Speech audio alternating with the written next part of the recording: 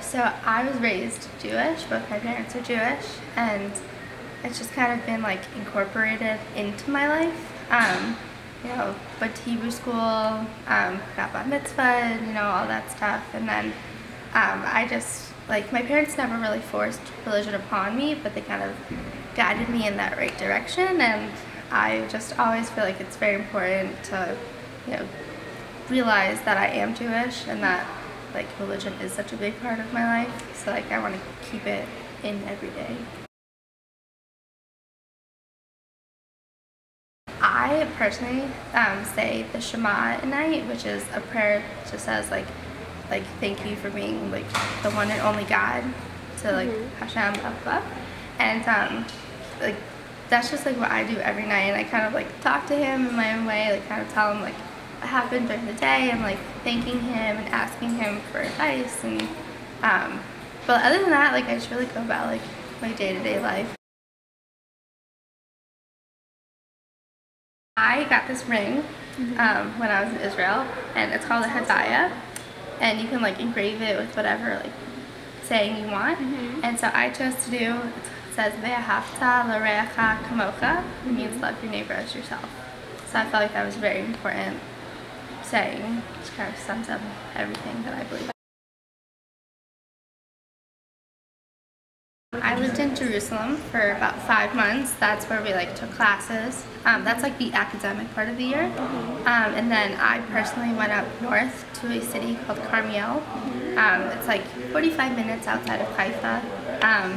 And, like, I volunteered there, and it's this beautiful place. There's flowers everywhere, and, like, it wasn't that big of a city. Like, Jerusalem's really big, but Carmiel's not nearly as big. So I was able to, like, walk around everywhere, and there was, like, a shopping area, which is my favorite thing. So, like, it's beautiful.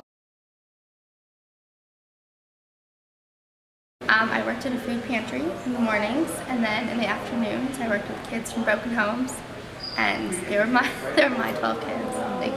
And at first I was really nervous because my Hebrew was just not good. And the lady that runs the program, I asked her, I was like, what is my level of Hebrew supposed to be? And she was like, you really should be able to hold up a conversation. I was like, I don't know if I can do that.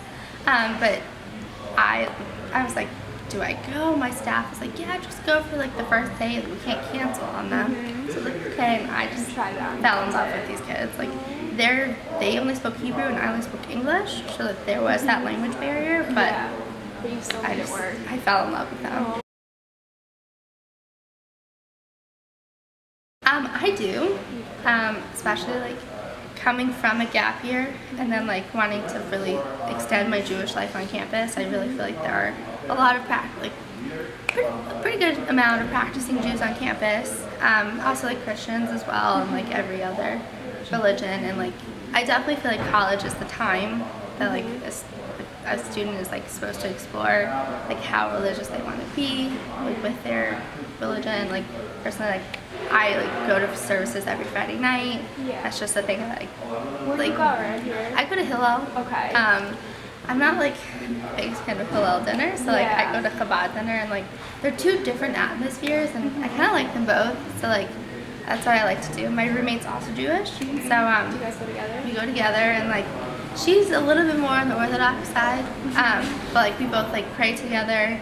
At Hillel, we go to Chabad for dinner. It's, like, just a nice, warm atmosphere. I had, like, family issues when I was in high school. There's a lot of stuff happened, and I really questioned my belief in God, like, kind of at those, like, peak moments, but I, like, prayed to him, and, you know, it just kind of got me through. Like, I just always knew that, like, there's this saying in Hebrew, it says, Gam Ya'avor, this too shall pass, and, like, I knew that, like, someday, like, everything was gonna, like, ride over, so.